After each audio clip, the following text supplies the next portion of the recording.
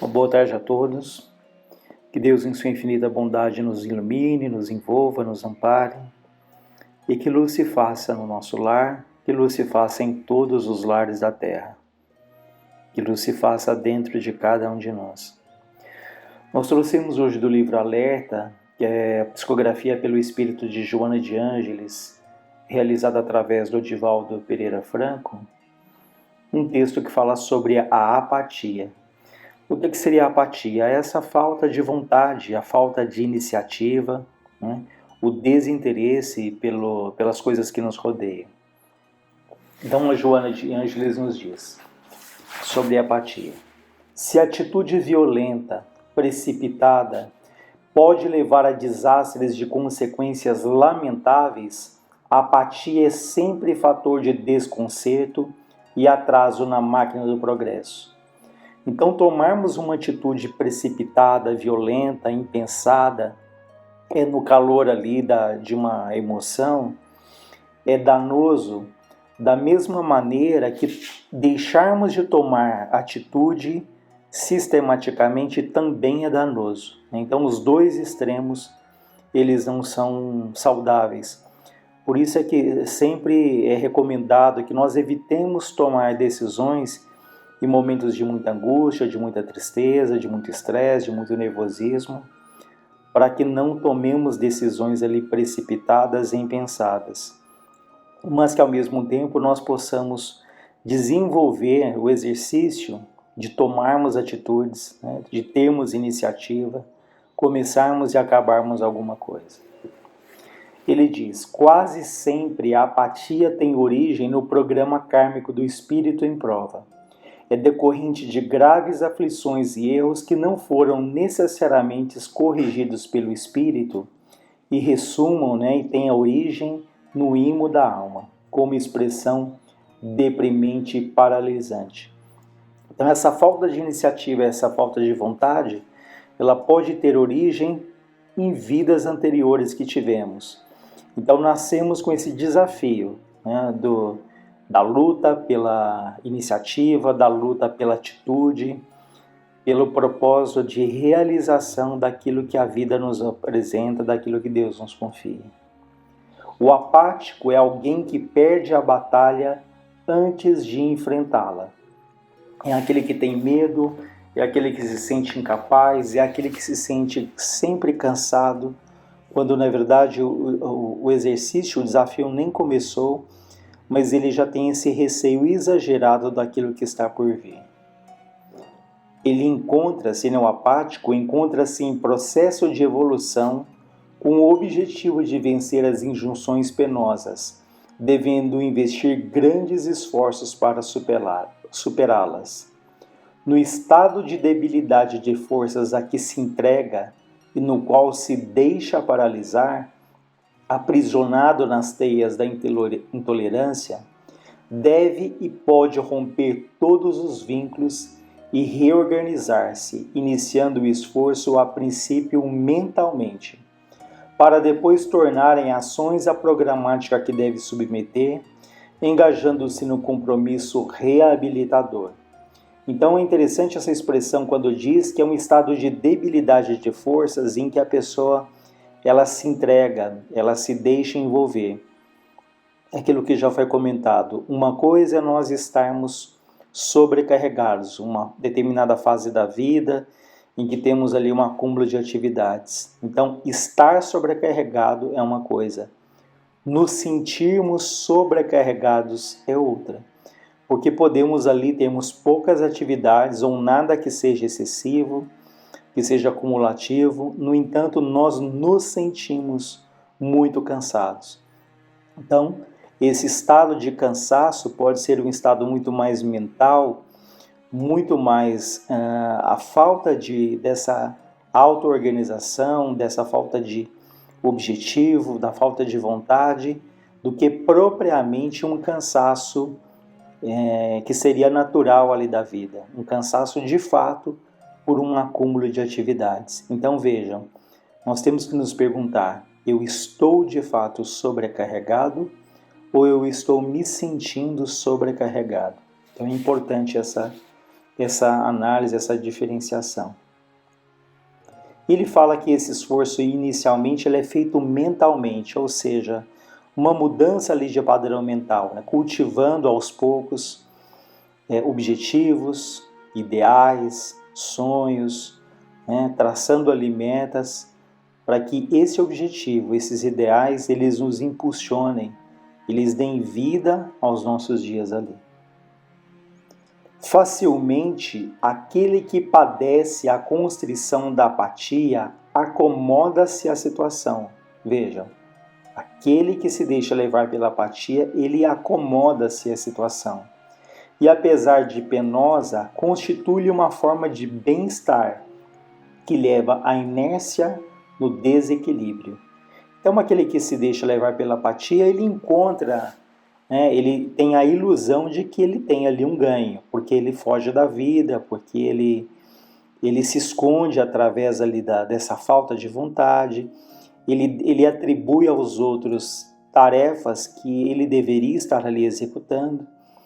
Então ele tem ali um ganho relativo, um ganho ilusório, na medida em que ele se esquiva, em que ele foge ali das lutas que ele deve enfrentar. Vida é ação. Ação é movimento a ser empreendido para o bem e o progresso, de cujo esforço resultam as conquistas que impulsionam para a felicidade.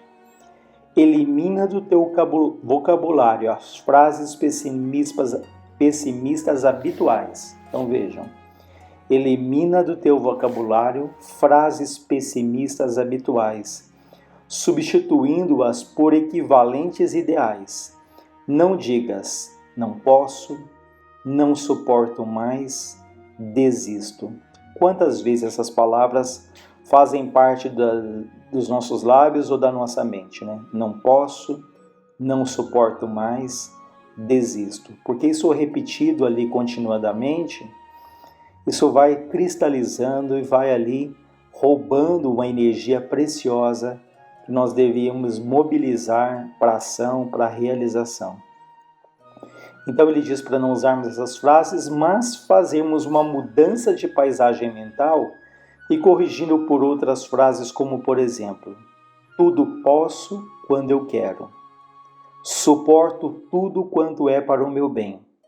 Prosseguirei ao preço do sacrifício para a vitória que persigo. Então vejam, são outras frases com outro teor, que mobilizam uma outra dinâmica, uma outra energia. O homem transita pelos caminhos que elege, nos quais se compraz. A apatia é uma doença da alma que a todos cumpre combater com as melhores disposições. Na luta competitiva da vida terrestre, não há lugar para o apático, porque a vida nos pede, ela nos convida ali à ação, ao movimento, à atitude, e aquele que estagna, aquele que estaciona, ele é tragado ali pela dinâmica da própria vida. É claro que nós temos que ter momentos de pausa, momentos de descanso, momentos de repouso, momentos de lazer, mas aqui nós estamos falando dessa apatia, dessa preguiça, dessa falta de vontade, desse desinteresse sistemático, quando passa ali a ser uma constante na nossa vida, passa a ser até um modo de viver, que acaba ali comprometendo o nosso dia a dia. Então a apatia é uma doença da alma, como ele fala, Então, receando o labor bendito, fugindo do trabalho bendito, ou mediante mecanismos de evasão inconsciente, a criatura se deixa envenenar pela psicosfera mórbida da autopiedade, procurando inspirar compaixão antes que despertar e motivar o amor. Vejam que importante isso. Aquele que se deixa levar por essa apatia, ele vai desenvolvendo ali um sentimento de autopiedade. Ele quer despertar nas pessoas o quê? A compaixão, que todos tenham pena dele. Então, ao invés de conquistar ali o respeito pelo trabalho que ele faz, aquele que sempre quer que os outros o poupem, que os outros relevem ali as suas falhas, que os outros tenham pena. É aquele que se julga incapaz, que se julga doente. Então ele alimenta esse sentimento de autopiedade, né, e com isso fere a própria dignidade, o próprio amor próprio, na medida em que ele subestima as próprias forças, que ele deixa as próprias forças em movimento para quê? Para paralisar e atrair ali a pena, a compaixão dos outros. Então isso, de certa forma, é de fato uma falta de amor próprio, falta de dignidade. Então vejam, nos estados apáticos dão-se início a processos de auto-obsessão, quando da submissão obsessiva a espíritos inconsequentes, que se comprazem em explorar psíquica, emocional e organicamente os que se lhe fazem vítimas espontâneas. Então, aquele que se acomoda à situação, ele acaba ali gerando um processo de auto-obsessão, porque ele desenvolve uma submissão, né, em que espíritos ali, às vezes muito inteligentes, espíritos dominadores, acabam ali influenciando de uma maneira muito intensa o próprio pensamento da vítima, porque como ela renega as próprias forças, ela se sente frágil, doente, ela abre caminho para que espíritos obsessores a influenciem de uma maneira bastante danosa, né? Por isso é que ele fala que aqueles que se encontram nesses estados apáticos inicia ali muitas vezes um processo de auto-obsessão. Então ele nos recomenda, reage com vigor à urdidura da apatia, do desinteresse. Vejam, reagimos procurando ali com vigor, né, com energia, fugimos do desinteresse. Há uma frase interessante, né, até redundante isso, né, uma frase interessante em que diz que as pessoas interessantes são as pessoas interessadas. Vejam, as pessoas interessantes são as pessoas interessadas, que têm interesse pela vida, pelo conhecimento, pela curiosidade, pela descoberta. Não aquele interesse da maledicência, da fofoca, de sabermos da vida ali dos outros, mas o interesse pela vida, né? Pelo belo, pelas coisas que despertam ali a sensibilidade, enfim, aqueles que têm interesse pela vida. Então, as pessoas interessantes são as pessoas interessadas. Continuando, ela diz, ora, né, faça a prece, vence esse adversário sutil, né, que é a apatia, que em ti procura alojamento utilizando-se de justificativas falsas. A lei do trabalho é um impositivo das leis naturais que promovem o progresso, que fomentam a vida. Não é por outra razão que a tradição evangélica nos informa.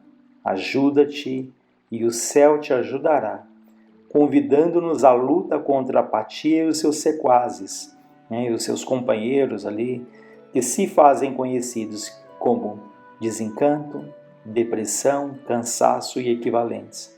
Então aqui ele coloca como significados da apatia o desencanto, a depressão, o cansaço, né?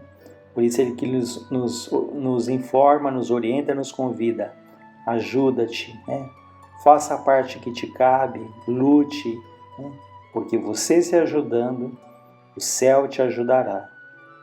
Há no Evangelho uma frase interessante dos Espíritos também que nos dizem: nós te daremos a força necessária, se quiseres empregá-la. Vejam que tem aí esse se, essa preposição que diz: nós te daremos a força necessária, se quiseres empregá-la. Então nós temos que desenvolver essa vontade, a iniciativa, ainda que seja difícil, ainda que demore, ainda que encontremos obstáculos, mas desenvolvemos aí essa vontade, essa iniciativa, temos aí os nossos sonhos, os nossos projetos, os nossos ideais, que isso vai ser um sagrado estímulo para que continuemos, né? Um pouco a cada vez.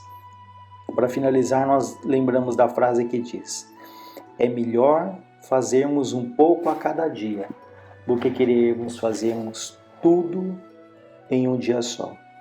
Então tenhamos ali a persistência, a perseverança, pedindo a Deus que nos fortaleça, que ilumine a nossa caminhada, a nossa trajetória aqui na Terra. Uma boa tarde a todos.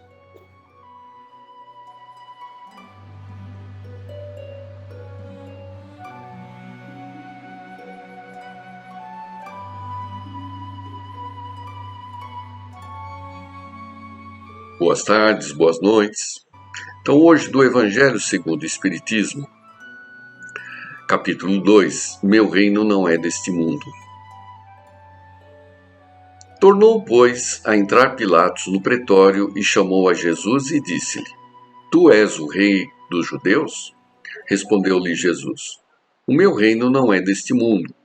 Se o meu reino fosse desse mundo, certo que os meus ministros haviam de pelejar para que eu não fosse entregue aos judeus. Mas por agora o meu reino não é daqui. Disse-lhe então Pilatos: Logo tu és rei? Respondeu Jesus: Tu o dizes que eu sou rei. Eu não nasci nem vim a esse mundo, senão para dar testemunho da verdade. Todo aquele que é da verdade, ouve a minha voz. João capítulo 18, versículo 33 a 37. E aí, correlatamente a esse tema, vamos buscar a questão 789 do Livro dos Espíritos, né? Em que é feita a seguinte pergunta por Kardec: O progresso reunirá no futuro todos os povos da Terra em uma só nação? Resposta dos Espíritos: não em uma só nação, pois isso é impossível, uma vez que da diversidade dos climas nascem costumes e necessidades diferentes, que constituem as nacionalidades. Desta forma, serão sempre necessárias leis apropriadas a esses costumes e a essas necessidades.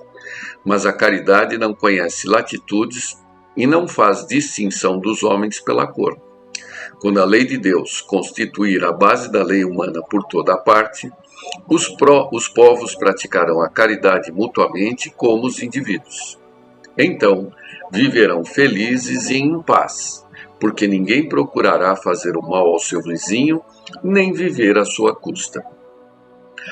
Esta foi a pergunta que caiu no estudo do Chico, que compõe o livro Diálogo dos Vivos, né? E que está destacado no capítulo 16, em que Emmanuel, após a leitura desta pergunta e resposta, assim coloca: Há quem pergunte como servir à causa da paz. Semelhante tarefa não será privada daqueles que se encarregam da direção do mundo? A paz do mundo, no entanto, é a soma de todos os esforços das criaturas nos domínios da pacificação. Reflitamos nisso e atendamos à nossa parte quando se nos faça possível. Deixa que a fonte do amor se te desate do coração. Acende no cérebro a luz do pensamento reto. Transforma o trabalho de cada dia num cântico de bênçãos. Observa os compromissos assumidos por leis da própria consciência. Transita nas vias do bem aos semelhantes. Respeita o tipo de existência que os outros escolheram para si mesmos, como desejas que a tua própria vida seja respeitada. Ergue em ti um sinal vermelho para os comentários infelizes. Hospitaliza agressores e maldizentes em tua clínica de orações. Não desperdices a riqueza do tempo, comprando remorso com queixas inúteis. Veste a armadura da paciência para que consigas agir e reagir construtivamente onde te encontres. Instala boa palavra nas estruturas verbais que te manifestem. Ouve com atenção, aguardando sem pressa a tua vez de falar. Não desconsideres pessoa alguma. Resguarda no arquivo da prece os obstáculos e problemas que te desagradam, a fim de que, não te destaques por motivo de aflição nas estradas alheias. Aceita os outros tais quais são, sem o propósito de corrigi-los ou aperfeiçoá-los à força. Aprende com modéstia e ensina com exigência, sem exigência. Auxilia sem cobrança. Não solenizes as provações de que necessitas para melhorar o próprio caminho. Diante das ofensas, imuniza-te na terapêutica do perdão. Espera o momento propício destinado a esclarecer o ponto difícil que haja surgido em teu relacionamento com os demais. Não exijas do próximo aquilo que o próximo ainda não possui para dar.